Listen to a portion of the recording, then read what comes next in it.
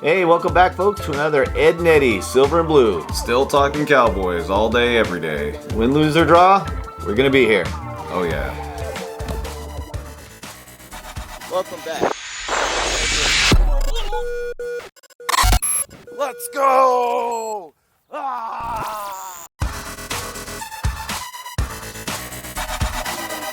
So, everyone, kind of a bit of a rough game in the wild card, and, they went against a tough opponent. They were 10-7, but that's 10-7 in a really good division. And in our prediction for the season and what we thought would make a successful season, the Cowboys fell way short.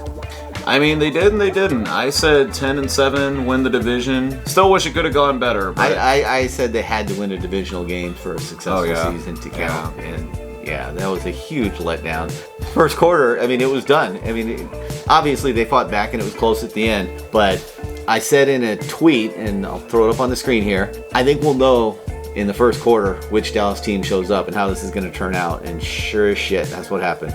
Yeah, and I think the worst thing about it, too, was just kind of similar to the Arizona game, where it's like we came out flat, got punched right in the mouth. They came out with way more effort and intensity in it. That does fall on coaching. If your guys come out flat, they have no idea, we don't know what's going on. Yeah, you know what it is. Coaching's a huge part of it. Yeah. But frankly, should we be surprised? For the past 2 months, this is what we've seen. Other than beating up on divisional opponents that barely showed up and fielded a team, we kicked their ass. Great, I loved it. But every time we played a good team, you saw these little mistakes popping up here and there. And boy, come playoff time, we saw the exact same thing writ large. Just in spades, everything at once. All those little things popped up in the worst possible way. I think what's most frustrating about it, too, is we have the talent that's right there. Not at a single point in time that I ever feel like, God, we're just getting demolished. Again, look at it. The Chiefs, the Cardinals, and then the Niners, they're all a one-score game. It's not like we just got mopped up and down the field, but it's that is true. Just that little kind of hump that we just weren't able to get over. I don't know. We got beat up pretty good against the Niners. I'm surprised it was as close as it was because, man, especially after that first quarter, on offense and defense, the Niners absolutely mauled Dallas. They did. The line, you look at some of those highlights and it was just ugly. Oh, and that's the other thing, too. And I feel for a guy like Dak here. I'm always a big Dak homer, but, when you kind of look at it as to why he didn't play as well as he should have, I think they had it like he got hit 15 different quarterback hits, and he got sacked five times. Right. And we couldn't rush to run the ball to save our lives. So it's dude was a sitting target. Look at this play here.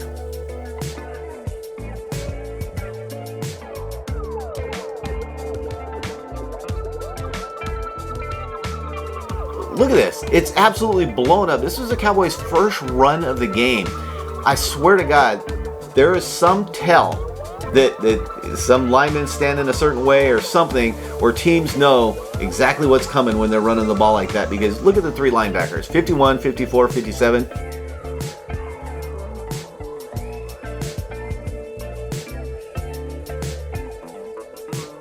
They're flying in there like that. They're not waiting. As soon as the ball is snapped, they're coming hard and hitting those holes. They know it's a run. They know where it's going, and they're blowing it up in the backfield. That's on coaching. It is. And, I think it's kind of a bit of a Kellen Moore effect. Oh, yeah. When he does that, it works just fine when we're far superior to the team we're going against. Against Washington after their COVID scare, didn't matter if they knew it or not.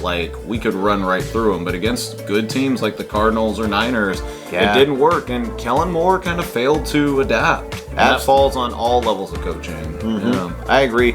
And I can only imagine what this Cowboys team would be like offensively with an actual young, brilliant mind head coach or on offense. Because you look at some of those teams, they're running those mesh concepts, the crossing patterns, the rubs, that every now and then we'll throw something out there and it works and it looks good, but then we don't see it again. We say the same old curl with the stick bullshit.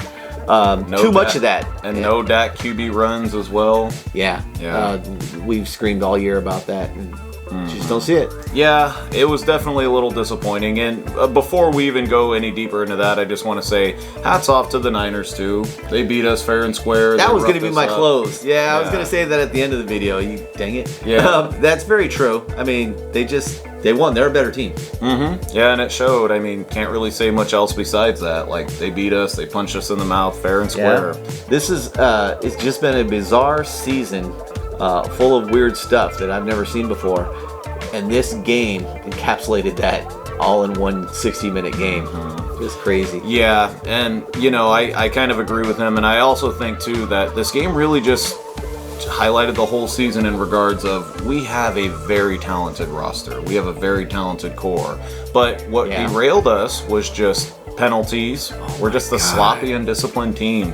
And it showed. I mean, first amount in penalties, second in penalty yardage, or you literally can't win if you lead the league in penalties. No. And in the fact that we did just shows how talented we are. The other thing, drops. I've always kind of had Dak's back with that, but because we've had a lot of drops, dude. We have, but speaking of Dak, as you said, I've had his back all season. I'm a Dak guy. I still think he's going to be fine, and quarterback of the Cowboys. But man, he's got to own a big chunk of this because he played as bad as I've seen him play. This was horrible. This was a horrible game by Dak. Hits and sacks notwithstanding, he could have played a lot better. Yeah, he could have. And that's part of the drops too. That last fourth down where he threw it deep to Cedric Wilson. Yeah. Again, I get it. It's Cedric Wilson. Yeah. God, this poor Dak, he cannot catch a break sometimes. But, the other thing too, missed kicks. This game may not have had it, but, Greg missed 12 different kicks throughout the season? Actually, I think it was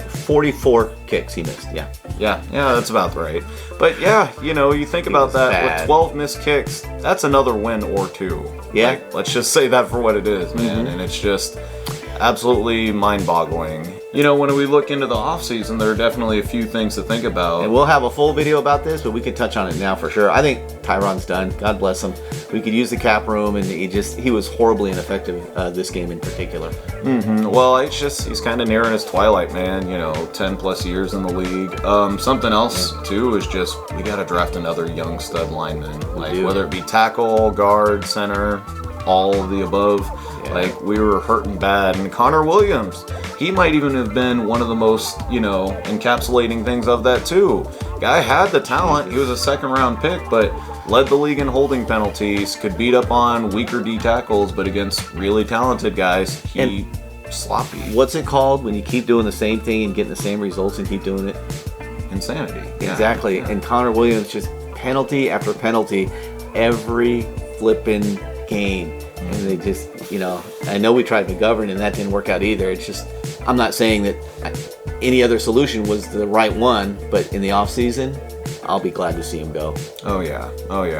And it'll be a definite telling off season too. I'm thinking we might lose one, if not both of our coordinators. Hoping we can keep Dan Quinn. Please, that'd be great. Offer him a king's ransom, give him a mansion, whatever we got to do, but I hope we can keep him. Kellen Moore, I think it is time he goes. Is Schultz under contract? Yeah, he's gone. Oh, yeah. And you know what? There's going to be some great tight ends in the draft this year. So look for the Cowboys to pick up a tight end in the draft. Like you said, Jarwin, Schultz. None of their tight ends are so great that we can't afford to lose them. Yeah. I think we'll do fine without Schultz. We'll probably lose Brown or Lewis, one of those two. I think I'd love to bring back KZ or Hooker, though. Hooker, yeah. KZ was very mediocre, honestly. So, looking back over the season, I hear there's a lot of bad vibes out there in fandom right now, and it's expected. It was an ugly, horrible loss. There's a lot of positivity to look forward to. I don't think the Cowboys were frauds. I mean, they were just the team that they were, and if anything, it was us fans. I know myself, I'm totally guilty of drinking the Kool-Aid. If you watch my videos, I've been pumping up the Cowboys all year thinking, oh, this is our year, this team's different. And it's not their fault that that's not the case. It was my fault for going there. So No. And, adding on to what he said too, it's just we as Cowboys fans, like, we will get the brunt of the media and the brunt of expectations more than anybody else. I was laughing with him, like, I got a group of basketball buddies. I have gotten more crap from them for the Cowboys losing a 6-point game, yet 4 other teams in this wild card round got blown out of the water. I wouldn't have even known they're football fans. I didn't hear a single peep from it. As soon as the Cowboy game is over, Yeah. Mm-hmm. That's what it's like being a Cowboy fan. You guys know. You know how it is. So Ed, before we end this video here, who were your 2 all-stars of the team this year? The guys who you thought showed out, were absolutely a revelation, proud of them, like, hey, hats off to them. They did their thing. It's easy. I thought for a while Dak looked good, and statistically, yeah, he had his best season for regular season, but I can't because of the things that we talked about. But the 2 are easy. Michael Parsons and Aiden Diggs. Oh, wait, no, his dad. Wow. Yeah, I mean, to me, it's an easy decision. I agree with you. Micah Parsons. I mean, that guy was amazing. But, you know, I will actually say that I think Dak was my highlight guy. And that's not just because I'm a big Dak Prescott fan, but for all that he went through from the injury, I mean, if we're being honest, he likely should be comeback player of the year, too. I think he definitely went above and beyond, and certainly more than we expected. Yeah, that's my big thing too. Even if he had a huge letdown in this playoff game. And you know, for all that he went through, I thought he shined, went above and beyond, and I hope we get him a little more help on the offensive line. I hope we get him a coordinator that gives him a little more to work with. But I thought Dak played great, and I was proud of him. Yep, I like it. So everybody, bit of a rough end of the season, but hey, we rep silver and blue through and through. All right, so let us know in the comments below who is your MVPs this year and what are your thoughts in the offseason.